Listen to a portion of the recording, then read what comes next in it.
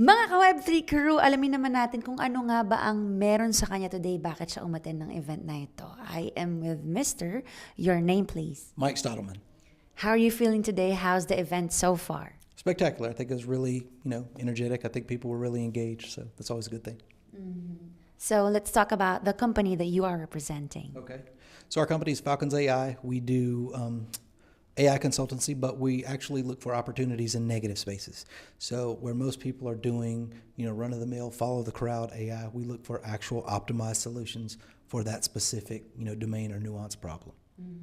So what makes your company unique? What sets it apart from all the companies that also have the same field?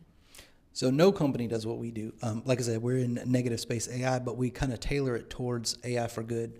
So I was speaking in there about one of our solutions, Precise AG, and it's a free application for farmers. It's a poultry health application, so they can actually take a picture of a chicken and determine if the chicken is sick or healthy, right? Oh. So it's free, right? We just give the data back to the government for disaster planning and, disease prevention.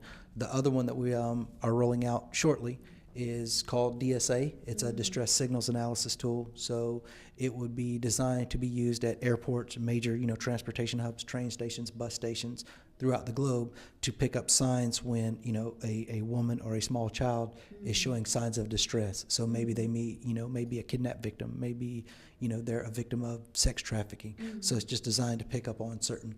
Now, whether they are or not, that's up for the authorities to just intervene and say, hey, is everything okay here? But at least you give that, potential victim an option to speak with, someone in authority that can actually pull them out of that situation. So that's why I say nobody's doing what we're doing. Aren't you scared that, AI is going to take over the world and we might lose our jobs? Not at all.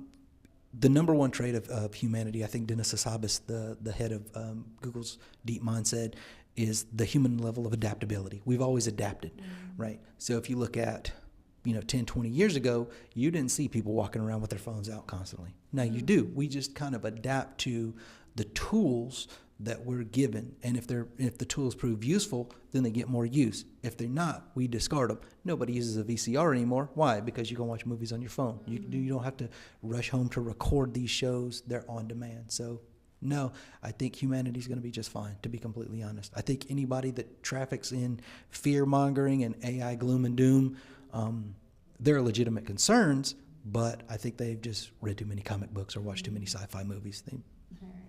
How do you see AIs 5 to 10 years from now? Probably massively invasive, but exponential utility. So it's going to more than likely, and I shudder to kind of predict the future with the pace of the way things are moving, but I just feel like the utility that we're going to be gathering from these tools is going to just go so far beyond to ease people's level of comfort in using them and deploying them and integrating them into their lives. There's always implications, right? There's implications with cars. What if you get in a wreck? It costs more money and you got to worry about gas and maintenance. But it's just a tool. So AI is just a tool that we will kind of mold our lives around. As long as the utility beats anything else available, then you'll be good to go. We'll be fine. Do you have any upcoming events or future projects to launch? Yeah, actually, we have a video analysis tool coming out next month called Vidir. We call it a video interrogation solution because it dives deep into various aspects of video analysis, not just computer vision, but audio as well as text-based.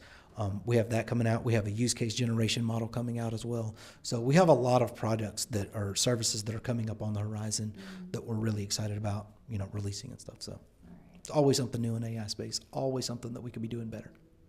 Last question. As you know that we are not using cash anymore, right? Yep. What do you think is the future of money? Wow, that's a complex question.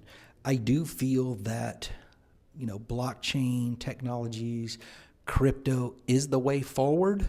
And I'm not going to say the word regulation because I don't think that once you start implementing regulation into, certain technologies, it kind of waters them down or opens them up for control and manipulation, which is the base design of decentralization. But I just feel like the industry, the crypto industry itself, has to do a lot more to clean up its image and better self-police. to prevent SBF, FTX issues, right?